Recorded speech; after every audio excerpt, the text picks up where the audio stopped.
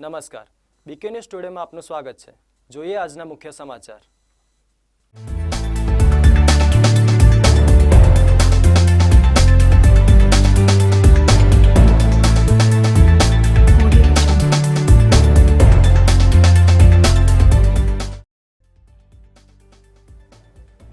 પાલનપુરમાં કાર્બાઇડથી પકવેલી કેરીઓનું ધૂમ વેચાણ।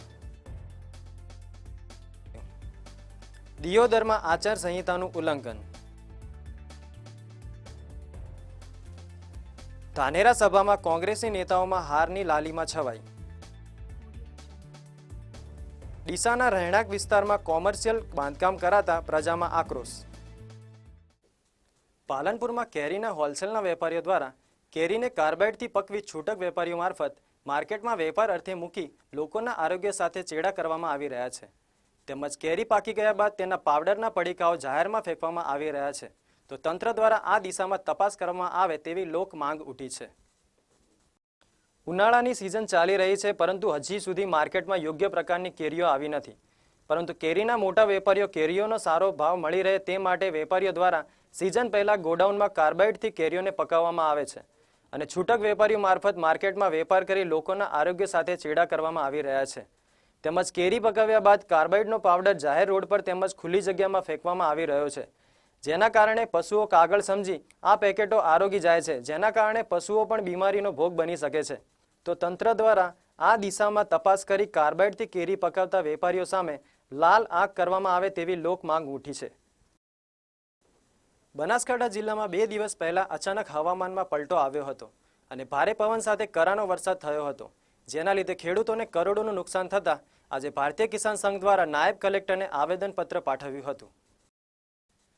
બનાસકાંઠા સહિત ઉત્તર ગુજરાતમાં 2 દિવસ પહેલા અચાનક હવામાનમાં પલટો આવવાથી વાવાઝોડા સાથે કરા વરસાદ થયો હતો, જેમાં ખેડૂતોને ખેતરમાં બરફના કરા પડવાથી ટેટી, તરબૂચ, કાકડી અને શાકભાજીમાં મોટા પાયે નુકસાન થયું હતું અને પતરાવાળા મકાન, પશુપાલનના શેડના પતરા, સોલાર સિસ્ટમ, ફુવારાની પાઇપ વગેરેમાં કરોડોનું નુકસાન થયું હતું, જેના પગલે આજે ભારતીય કિસાન સંઘ દ્વારા ડીસા નાયબ કલેક્ટરને આવેદનપત્ર પાઠવ્યું હતું અને આકસ્મિક ફંડમાંથી તેમજ પાક વીમામાંથી સહાય ચૂકવવા રજૂઆત કરી હતી। જે આ હમણાં બનાસકાંઠા જિલ્લામાં જેમાં ડીસા તાલુકામાં વરસાદ સાથે જે ઢેફા પડ્યા બરફના, એમાં ખેડૂતોને ટેટી અને તરબૂચ અને મકાનના પતરા અને જે સૂર્ય ઉર્જામાં જે પાણી ગરમ કરવા માટેની જે પદ્ધતિ અપનાવેલી છે એમાં મોટા પાયે નુકસાન થયેલું છે। તો એમાં જે સીએમ સાહેબે જાહેરાત તો કરી, પણ વહેલામાં વહેલો સમયસર સર્વે કરાવી અને ખેડૂતોને સહાય ચૂકવે એવી અમારી નમ્ર વિનંતી છે।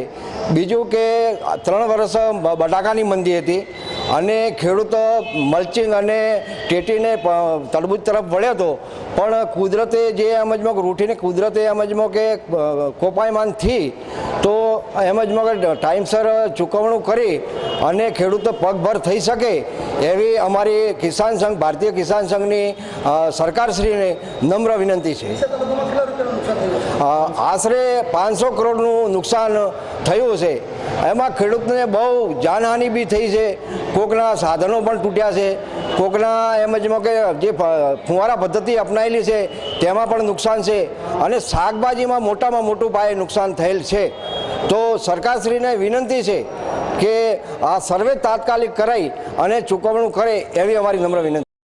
આદર્શ આચાર સંહિતા લાગુ હોવા છતાં દિયોદરમાં ચેલાહરી વિસ્તારમાં ગરીબોના આસિયાના તળાવની ઉપર નવીન બાંધકામ હલકી કક્ષાના મટીરિયલ થકી શરૂ કર્યું છે। આ બાંધકામમાં કાચી ઈંટો, રેત અને પાયો અડધા ફૂટનો કરી સરકારી નાણાં ઝડપી જવાનો કારસો સામે આવ્યો હતો। આદર્શ આચાર સંહિતા હોવા છતાં નવીન સરકારી બાંધકામ કઈ રીતે શક્ય હોય કે પછી કોન્ટ્રાક્ટર અને અધિકારીઓની મિલીભગત? જો અધિકારી દૂધના ધોયેલા હોય તો આચાર સંહિતા ભંગનો ગુનો દાખલ કરશે કે પછી પત્રમ પુષ્પમ થકી ટાંક પીછોડો? દિયોદરમાં ટૂંક સમય પૂર્વે ગામના જાગૃત સરપંચ દ્વારા ચેલાહરી તળાવની પાળ ઉપરના બિન અધિકૃત બાંધકામ ઉપર બુલડોઝર ફેરવી ચેલાહરીને ડેવલપમેન્ટનું કાર્ય શરૂ કરે, જે અસરગ્રસ્ત પરિવારોને બીજી જગ્યાએ કામ ચલાવ રહેવાની વ્યવસ્થા કર્યા બાદ તળાવ ડેવલપમેન્ટ તો થયું કે નહીં તે સાઈડની વાત, પણ વાત ચાલુ ચૂંટણી આચાર સંહિતા લાગુ હોવા છતાં સરકારની ગ્રાન્ટમાંથી તળાવની મેઇન જગ્યા ઉપર બાલ ક્રીડાંગણના નામે બારોબાર કોન્ટ્રાક્ટરને કોન્ટ્રાક્ટ આપી અને બિલકુલ હલકી કક્ષાની ઈંટો, સિમેન્ટ સહિત તેમજ 1.5 ફૂટ પાયો ખોદી કામ ચાલુ કરતા દિયોદરના ગ્રામજનોમાં અનેક તર્ક વિતર્ક અને સરકારના નાણાંનો સરોજાહેર દુરુપયોગ થઈ રહ્યો હોવાનું લોકમુખે ચર્ચાઈ રહ્યું હતું. તેમજ વધુમાં આ કોન્ટ્રાક્ટર દ્વારા મોટા પાયે કમિશન આપી કામ શરૂ કર્યું હોવાની માહિતી સાંપડી હતી. અને આવા તો અનેક કામ નવા શરૂ થયા છે જે સ્પષ્ટપણે અધિકારીઓની રહેમ નજર તળે હોવાનું ફલિત થઈ રહ્યું છે. ત્યારે જિલ્લા સમાહર્તા અને ચૂંટણી આદર્શ આચારસંહિતા અમલીકરણ અધિકારી તપાસ કરાવી આચારસંહિતા અમલી હોય તો કઈ રીતે નવા કામની શરૂઆત, આ બાબતે સ્પષ્ટતા કરે તે જરૂરી હોવાનું લોકમુખે ચર્ચાય છે. ગરીબોના આશિયાના તોડી અને સરકારી નાણાંનો વ્યય કરી આ બાંધકામમાં ઈંટો, સિમેન્ટ સહિતનું મટીરિયલ હલકી કક્ષાનું વપરાઈ રહ્યું છે અને તેમાં તંત્રની મિલીભગત હોવાનું દેખાઈ રહ્યું છે. દર્શક મિત્રો, સમાચાર હજુ બાકી છે તે પહેલા લઈએ એક નાનકડો વિરામ.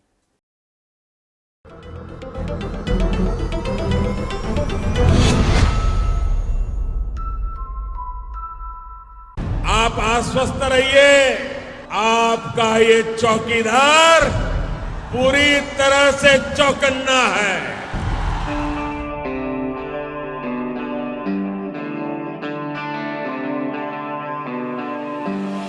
ये देश ये मेरा वतन, ये मेरा घर मेरा चमन, सबका विकास चाहता और चाहता हूँ बस अमन. वो एक अकेला चल पड़ा, मैं उसकी ही कतार हूँ, मैं भी चौकीदार हूँ, मैं भी चौकीदार हूँ.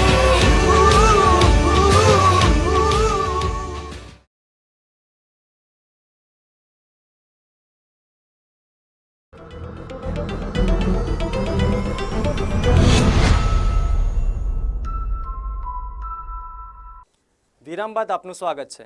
વધુ સમાચારોમાં, ધાનેરા તાલુકાના ગામોમાં કોંગ્રેસના ઉમેદવાર પરથીભાઈની સભામાં ભીડ ન ઉમેટતા કોંગ્રેસી નેતાઓમાં હારનો માહોલ છવાઈ જવા પામ્યો હતો. કોંગ્રેસ ઉમેદવાર પરથીભાઈ આજે ધાનેરા તાલુકામાં ચૂંટણી પ્રચારે છે ત્યારે ધાખા અને થાવર ગામે લોકોની ભીડ ન આવતા પરથીભાઈના મોઢા પરથી નૂર ઉડી ગયું હતું. ધાનેરાના ધારાસભ્ય નાથાભાઈ અને જે.કે. પટેલ જેવા સક્ષમ નેતાઓ હોવા છતાં પણ લોકો ન આવતા ક્યાંક ને ક્યાંક કોંગ્રેસ તરફથી લોકો મુંહ ફેરવી રહ્યા છે એવું લાગી રહ્યું છે. જો વાત કરવામાં આવે ધાખા ગામની તો ધારાસભ્યનું ગામ હોવા છતાં પણ માંડ 200 લોકો હાજર રહેતા ચોક્કસથી લોકોનો કોંગ્રેસ પ્રત્યે મોહભંગ થયો હોય એવું લાગી રહ્યું છે.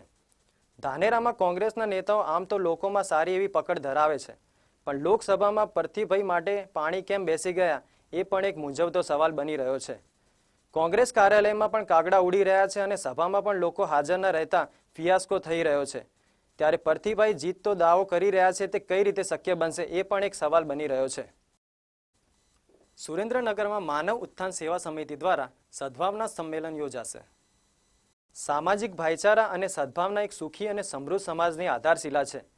આજે માણસ ભય અને અંધવિશ્વાસમાંના વાતાવરણમાં જીવી રહ્યો છે. આવી ભયાનક સ્થિતિમાંથી ઉગારવા એક જ ઉપાય છે કે માનવ માત્રના હૃદયમાં સદભાવનાની જ્યોતને જાગૃત કરવામાં આવે.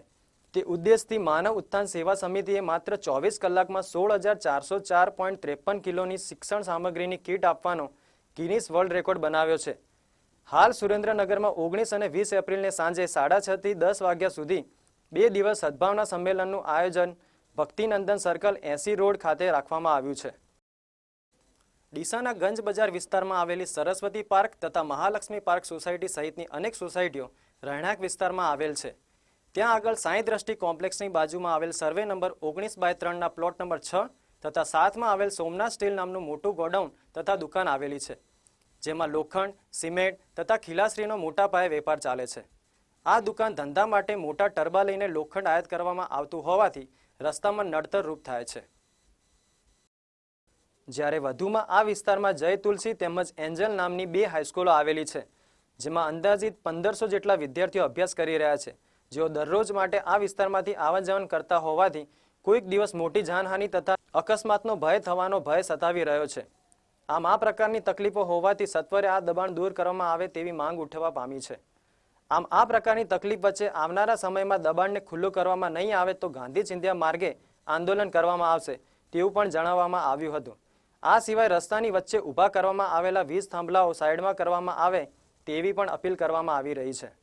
અમે સરસ્વતી પાર્ક અને મહાલક્ષ્મી પાર્કના રહીશો બધા એક આવેદનપત્ર આવેલા છીએ કે જેના અનુસંધાને અહીં કણે અમારા સોસાયટીમાં નવીન રોડનું કામ અત્યારે ચાલુ થયેલ છે અને ઘણું બધું દબાણ છે. ઓટલાઓ, દુકાનો અને આગળ એક મોટા મોટા હોર્ડિંગ્સો લગાવેલા છે અને અંદર સ્કૂલો આવેલી છે. તો જે સ્કૂલો છે એમાં ક્યારેક કોઈ પ્રોબ્લેમ થાય અને સ્કૂલને આવવા જવામાં પ્રોબ્લેમ પડે, લોકોને પ્રોબ્લેમ થાય છે અને જે કોમર્શિયલ દબાણ કરેલું છે એને નગરપાલિકા તોડતી નથી, છાવરે છે. અગાઉ પણ આને અમે રજૂઆત કરીને આ તોડવરાયેલું છે પણ છતાં નગરપાલિકા કંઈ સાંભળતી નથી. જો હવે સાંભળે નહીં તો અમે બંને સોસાયટીના કહીશું આગામી ચૂંટણીની અંદર આનો બહિષ્કાર કરીશું. ચૂંટણી તમારા કોર્પોરેટરને તમે જાણ કરી હતી? અમારા કોર્પોરેટરને જાણ કરેલી છે. અમારા કોર્પોરેટર અમારી સાથે જ છે.